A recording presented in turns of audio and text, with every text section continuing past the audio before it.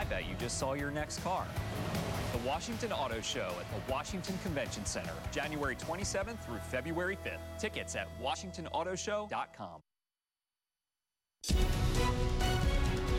Good morning, America. This morning, double whammy. Two major storms wreaking havoc on both coasts. Horrible. I'm getting everywhere. Massive pileups on this Connecticut interstate. The hikers airlifted to safety, tens of thousands without power. Look at this.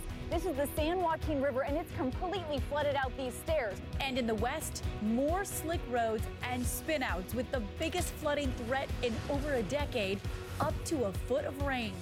The attack at the airport, what we're now learning about the accused Fort Lauderdale gunman. Indications are that he came here to carry out this horrific attack. Questions now about whether the shooting could have been prevented. Plus, why Esteban Santiago's brother says the FBI should have done more to help him. Royal return. Queen Elizabeth making her first appearance in a month, attending Sunday church services. The 90-year-old royal battling back from illness. Our report this morning. And the shooting caught on camera. A gunman aims and fires at a U.S. State Department employee in Mexico. The victim wounded but alive. The big reward now being offered to find the man who got away. Live from ABC News in New York, this is Good Morning America. Good morning, America. We want to thank you for joining us on what's turning out to be a busy Sunday, a Sunday when both coasts are dealing with dangerous weather. Look at the map. The West Coast is looking at snow and torrential rain. And on the East Coast, the snowstorm has moved out, but the frigid temperatures are moving in all the way down to Florida. We're going to have much more on all this weather in just a minute. But first, we are getting reports of breaking news right now out of Jerusalem. A truck ramming into a crowd there, and ABC's Jennifer Eccleston joins us from London with much more on this story. Jennifer, good morning to you.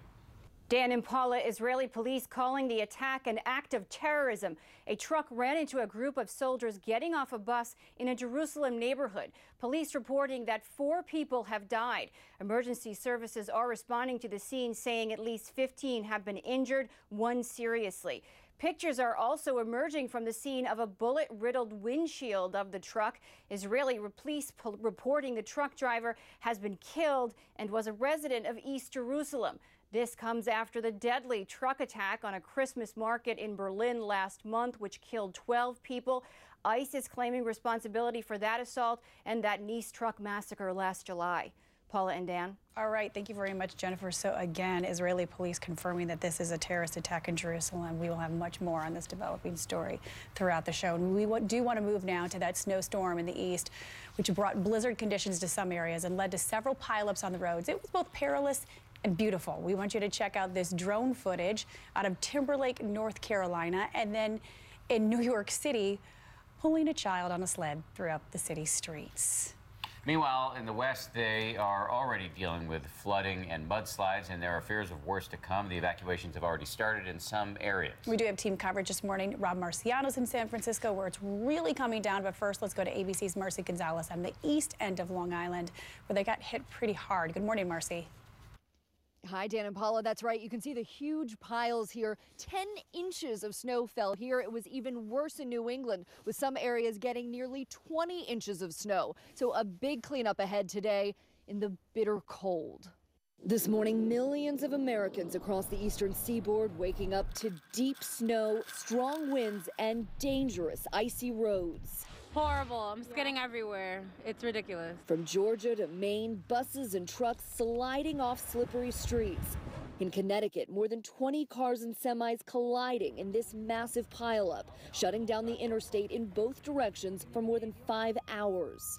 This Porsche, I believe it was a Cayenne, one of the SUVs, came out behind me, hit my car. I went flying forward. Incredibly, no one seriously hurt. And right outside Charlotte, 2 hikers surviving the brutal cold and whipping winds for 2 nights, rescued overnight after a 24-hour search, including hundreds of men and women, helicopters, and the use of thermal imaging. While up and down the East Coast, many left in the cold and dark with temporary power outages. In North Carolina, more than 30,000, and in Virginia, nearly 5,000. All hoping their heat comes back on soon, with temperatures in many places this morning in the single digits. And that's what it feels like here, leaving the roads icy and dangerous. Already several deaths have been blamed on this storm. Dan? Marcy, thank you. As we said, the other major weather story this morning is in the west, where that big storm is hitting right now. So let's get it out to Rob, who's in San Francisco. Hey, Rob, good morning. Good morning, Dan. California hasn't seen an event like this since 2005. Moisture so deep and thick, we call it an atmospheric river pointed right at Northern California. But the early rounds of this rain is hitting the entire West Coast. And to our north in Oregon, there are pockets of cold air that are not mixing well with this rain. Overnight, a powerful Pacific storm leaving a blustery and deadly path in the northwest, turning Oregon's Interstate 5 into a continuous path of destruction, with vehicles skidding and crashing across the roadways, littering them with jackknife semis, flipped cars, and even buried sheriff's SUVs. State police pleading with drivers to stay home, tweeting that they can't keep up with the widespread wreckage. Just north in Washington state, a similar scene up and down Interstate 90. Fatal multi-car collisions shutting down a long stretch of the highway. Farther south, California's biggest concerns, mudslides, high winds, and flash flooding that's already destroying roadways. Makes me a little nervous, gives me a little anxiety. ABC's Kana Whitworth in Fresno. Look at this. This is the San Joaquin River, and it's completely flooded out these stairs. High surf pounding seawalls in the Bay Area. One woman dead in San Ramon after being struck by a falling tree on a golf course. Ground is already saturated, and we've got winds that have already gusted over 60 miles an hour, and that will continue today, so more trees are going to come down. Take a look at the advisories up and down the West Coast. Still have that ice storm warning that's in effect for the Willamette Valley through 4 o'clock today until that cold air gets scoured out, and then the winds as well. So here you go. Here's the rain. It is snow at the higher elevations, but it will become mostly rain as we go through time and then drop down as far as a colder air by Monday. But the next really 12 to 24 hours are going to be crucial. There's your atmospheric river, the core of the deep moisture pointed right at Northern California, and we could see over a foot of rain. And in some of the foothills of the mountains, that's going to cause some problems. So we're looking at, we've already seen some mudslides. We're looking at potential for flooding across Sacramento, across Napa, and some of these watersheds are really going to be swelling, including parts of Nevada. So an ongoing issue that we'll be following quite closely and obviously monitoring and updating throughout this show. Deanna, Paula, back over to you. Yeah, Rob, some of those roadways that you showed us were really torn up. We're going to check back in with you shortly. Thanks, Rob. And we want to move now to the suspected gunman in that Fort Lauderdale airport shooting. He's now facing charges that could carry the weight of the death penalty. And we're learning that his gun was confiscated months ago by the FBI, but returned shortly thereafter. ABC's Eva Pilgrim's in Fort Lauderdale with the very latest on the investigation. Eva, good morning to you. Good morning, Paula. The FBI says they closed their Alaska investigation into the alleged shooter after checking him out, finding no ties to terrorism. But this morning, a lot of questions about what the FBI could have done to prevent this shooting. According to the FBI, the alleged Fort Lauderdale International Airport shooter came to South Florida with one purpose. Indications are that he came here to carry out this horrific attack. In a criminal complaint, Santiago told investigators he planned the attack, purchasing a one-way airline ticket. According to the documents filed in federal court Saturday, Santiago says he shot the first people he encountered, firing approximately 10 to 15 rounds, aiming at his victims' heads. 5 killed, 6 others shot. Among those killed, Michael Omi of Iowa. He and his wife going on a cruise when the couple was shot, his wife hospitalized. Olga Waltering also died, the great-grandmother from Georgia, active in her church. She and her husband also going on vacation. FBI agents say Santiago's statements were confirmed by security video in the baggage claim area, as well as by witnesses' stories and cell phone video.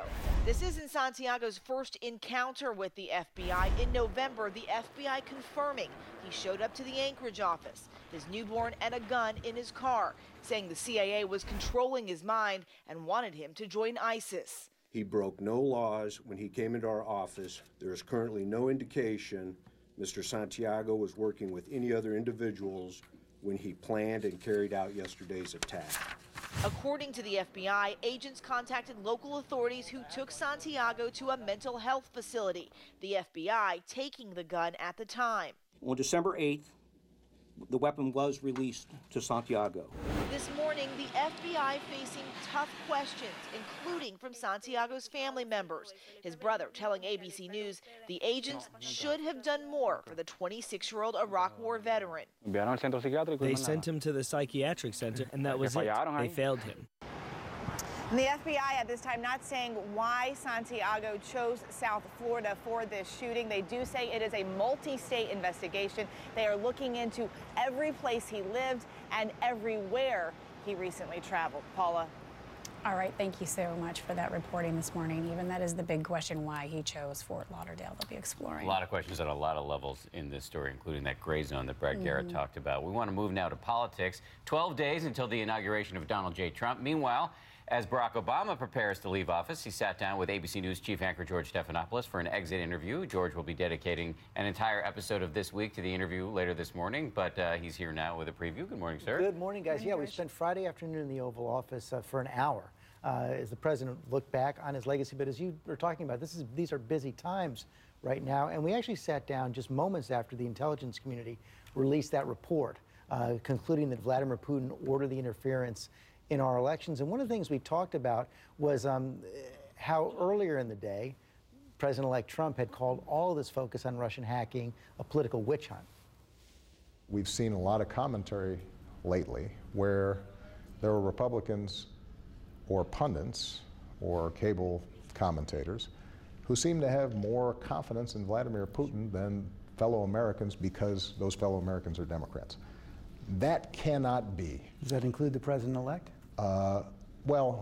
What I will say is that, and I said this right after the election, we have to remind ourselves we're on the same team. Vladimir Putin's not on our team. So you see the president being pretty careful right there not to call out President-elect Trump, but he did sound a warning about Russia's activities across the board, ramping up their competition with the United States, especially in this area of cyber warfare. You also explored some personal terrain with the president. He talked about raising his daughters in the White House. We know that Malia is going off to college, to Harvard, but what are his thoughts? And they're staying in Washington, D.C. for at least another year because Sasha is finishing high school. And really the question I wanted to ask him was, it's so hard to raise kids anywhere. I was wondering if actually being in the White House had been good for those girls. Here's what he said.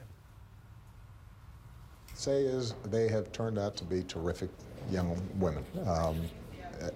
We were concerned mostly about whether they develop an attitude, right? How not, yeah. And they are,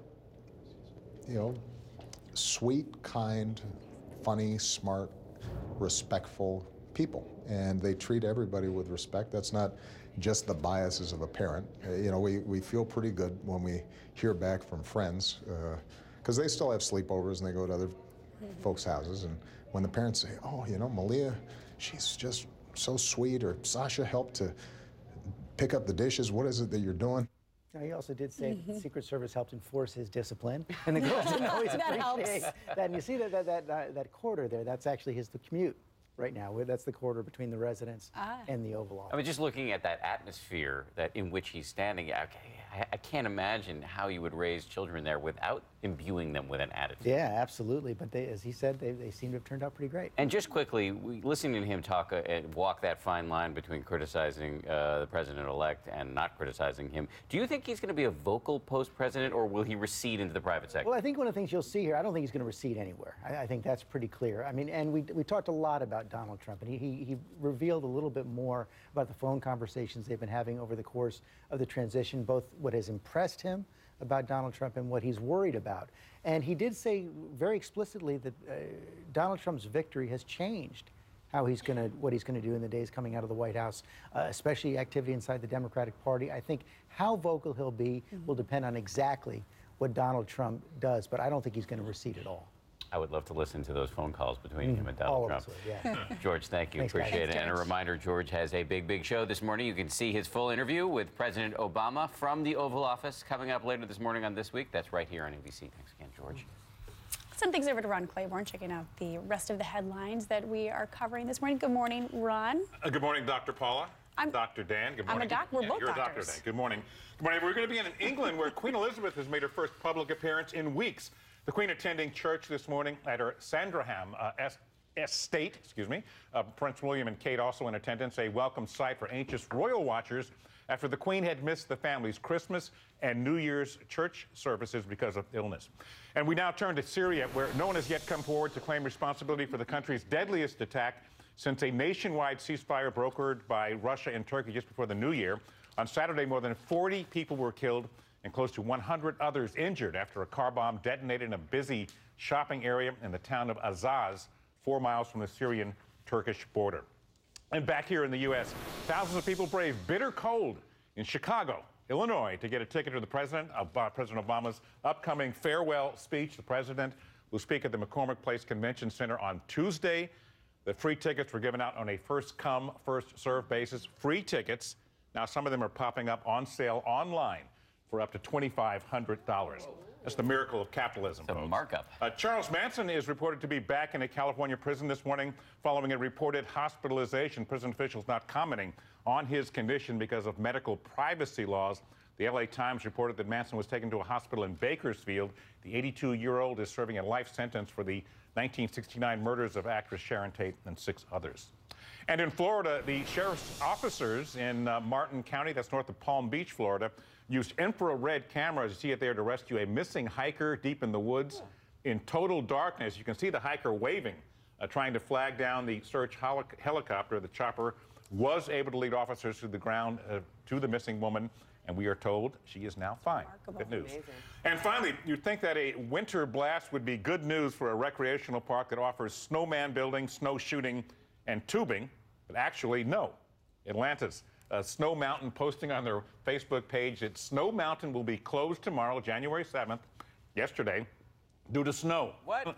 Yeah, that's right, because we're aware of the irony. The sign said the park, though, is set to reopen today. So a snow park closed due to snow. What a bummer. Because even if you're a snow park, there's such a thing as too much snow? They're used to no snow there, I think is the problem. It's Atlanta. Yeah, it's Atlanta. All right, thank you very much. Thank you guys. Thanks very much, Ron. Appreciate it. Thank you, Ron. Let's get it out to Rob in San Francisco. Speaking of the weather, what's cooking? Well, good news for Atlanta is that it's cold enough for the snow that they have in that snow park to still be there when they reopen, I think, today or tomorrow. Hey, I want to show you what's going on. You know, the East Coast certainly waking up to a winter wonderland, especially along the immediate border there. And that will stick around because the cold air behind this is some serious stuff. The wind chills are biting, to say the least, and they drive all the way down into the deep south into Florida. We've got hard freeze warnings across the Gulf Coast today, and this is going to continue, especially across the Northeast tomorrow. So blinding snow out there if you got some fresh stuff, and very slick roadways, no doubt about that. And quietly, this lake effect snow piles continue to total up there across western New York and Pennsylvania and Ohio and Michigan, and we have winter lake effect storm warnings right now south of Buffalo, and that's going to continue today. You want good stuff, quiet stuff, go to the midsection of the country, warming up in Dallas there. That's a quick check of the weather headlines live from the San Francisco Bay Area. Now your local forecast, check it out. Well, we are shivering this morning, that is for sure. Current temperatures in the teens, and as you factor in the wind, it feels even colder than that. Below zero, Leesburg, Frederick, and Hagerstown, even towards Winchester and also Andrews. Currently 1 degree in D.C. If you factor in the wind, still gusting in the 20s for some. Here's a quick look at your extended forecast and end to the cold weather coming up into this week. 55 by Wednesday, upper 50s on Thursday.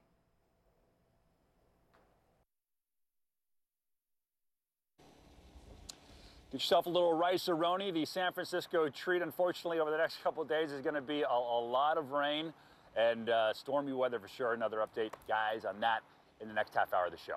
Back to you. We need you back in New York, though, because Ron's been pining for you. He hasn't been the same since you left. So he misses me, doesn't he? Yeah. He actually does. I miss you, Rob. What? You heard it. I miss you, Rob. He does. Wow, we just had a moment, ladies and gentlemen. It's in the prompter. Well, if I saw his face, I know he wouldn't be serious.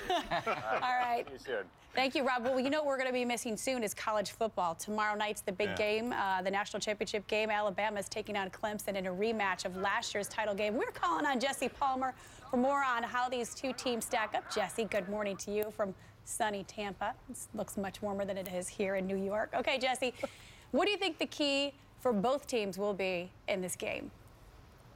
Okay, first off, Paula, it's 35 degrees right now here at Raymond James Stadium. It is not much warmer than it is in New York City, but I think defense is going to be a huge key in this game tomorrow for both of these teams. I think for Alabama, they've got to do a great job getting pressure on Clemson's quarterback, Deshaun Watson. Bama's registered 50 sacks this year, and I think in the secondary, Alabama has to be great in man-to-man coverage situations against a really good wide receiving group from Clemson, led by Mike Williams, who I really think is an X-factor in this game.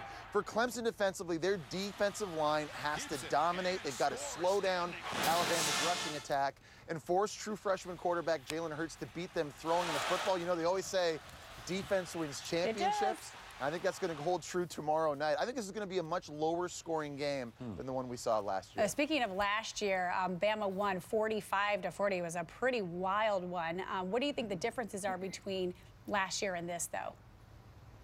Well, I think for Clemson, I think it's just confidence, and you mentioned it. Last year was sort of uncharted waters for them. That was the first time they had been in a national championship game under head coach Dabo Swinney, and that was a game that really nobody gave them a chance to win. But you mentioned it, they played extremely well, only lost that game by 5 points, and of course they have a lot of key players that played in that game back this year, so I think they feel very confident. For Alabama this year, there's a lot of question marks, and I think a lot of it surrounds their quarterback, Jalen Hurts. He's only a true freshman right out of high school, playing in the biggest stage here in this stadium. How's he going to be able to handle the pressure? And of course, just a little bit over a week ago, they changed their offensive coordinator. They changed their play caller, so Steve Sarkisian in, Lane Kiffin out. How does that change this offense? There's some intriguing storylines in tomorrow night's matchup. Dan's going to be sending you some hand warmers for that chilly weather there in Tampa.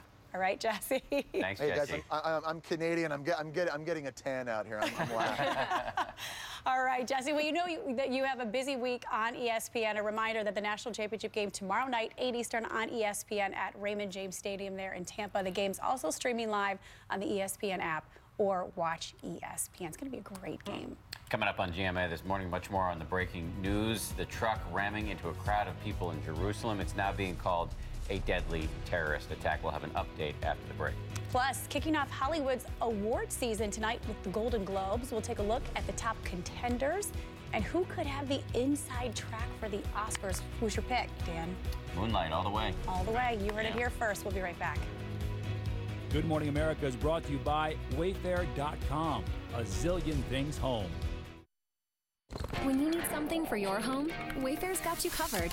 Beds for munchkins, fitness crunches, bar stools for Sunday brunches, place for shoes, hall trees, his and her vanities, matching lamps and pots and pans, shower curtains, TV stands, kitchen island and a table, brand new rug. Find a deal, something new, Wayfair just for you. For great deals every day, visit Wayfair.com.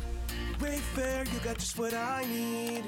When you conquer the new Deluxe Bacon Cheeseburger in our DQ $5 lunch, you don't get a t-shirt, a balloon drop, or a commemorative cowboy hat. You get the best reward of all, a DQ Sundae. Nothing fills you up like the $5 lunch. Your body was made for better things than rheumatoid arthritis. Before you and your rheumatologist move to another treatment, ask if Xeljanz is right for you.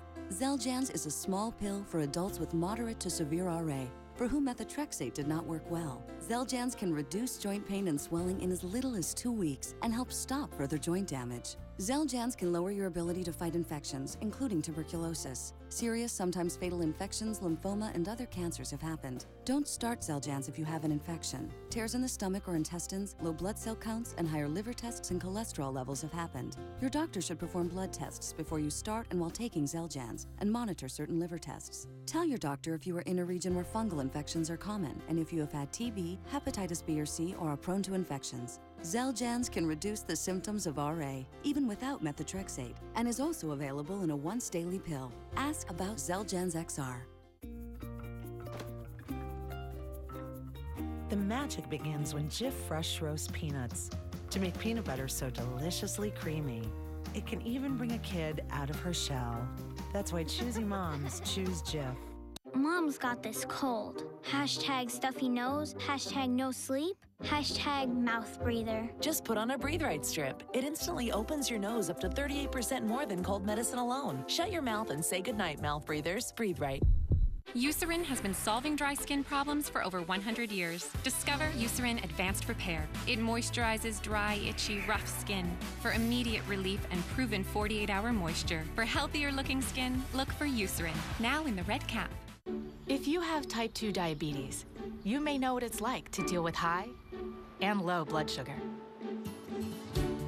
Januvia sitagliptin is a once-daily pill that, along with diet and exercise, helps lower blood sugar. Januvia works when your blood sugar is high and works less when your blood sugar is low, because it works by enhancing your body's own ability to lower blood sugar. Plus, Januvia by itself is not likely to cause weight gain or low blood sugar, hypoglycemia. Januvia should not be used in patients with type 1 diabetes or diabetic ketoacidosis. Tell your doctor if you have a history of pancreatitis. Serious side effects can happen, including pancreatitis, which may be severe and lead to death.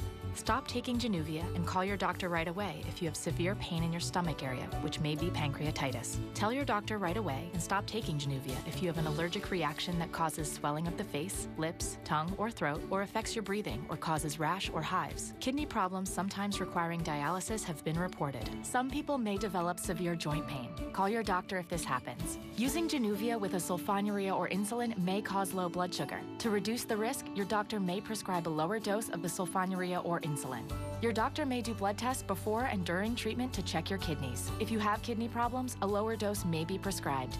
Side effects may include upper respiratory tract infection, stuffy or runny nose, sore throat, and headache. For help lowering your blood sugar, talk to your doctor about Januvia.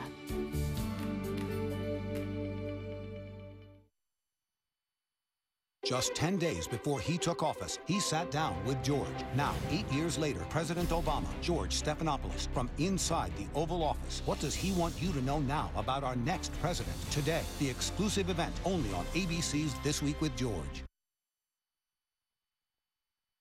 To Tell the Truth is all new tonight on ABC.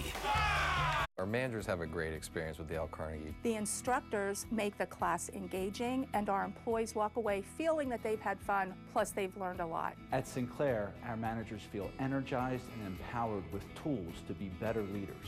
I value the relationship that Phoenix Contact has with Dale Carnegie. We find their leadership principles to be timeless. They worked yesterday, they work now, and they'll work tomorrow. Dale Carnegie, Ignite Performance. At our Bob's Discount Furniture, we combine the look of a recliner with the therapeutic benefits of a lift chair. Sit, recline, rise up, all with the touch of a button, only $4.99. Heat and massage, also with a touch of a button. With Bobopedic comfort, rock-solid construction, and powerful enough to lift a grown man.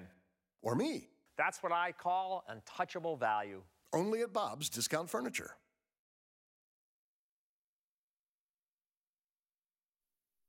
From ABC 7 News, this is a Good Morning Washington update. Good morning. The main story today is the cold temperatures. Take a good look at this. We're currently in the teens. DC Metro on north, but once we factor in the wind speeds, we're feeling a whole lot colder. -5 in Hagerstown, also below 0 in Frederick and Winchester, 6 in the DC Metro. So if you are going out this morning, make sure you add in that extra layer. Wind chill advisory is in effect for our far western regions, mainly in the higher terrain where their wind chills are well below 0. That extends until 4 o'clock this afternoon. Here's a look at our next big change coming up. I think you'll like what you see. 55 by Wednesday. That's our next chance for some wet weather as well, so make sure you have the umbrella. Flirting with the 60 mark on Thursday, and it looks like we could get there by Friday. Here's a look at your extended forecast. A little bit unsettled as we head into the week, so make sure you keep that umbrella on hand, but we will be above average. Say hello to your new morning routine. McDonald's Sausage McMuffin with egg. Made with tasty sausage, melted American cheese, a freshly cracked egg, all on a toasted and buttery English muffin. It's now only $2. Unwanted scars, stretch marks, dry, damaged skin. Make your imperfect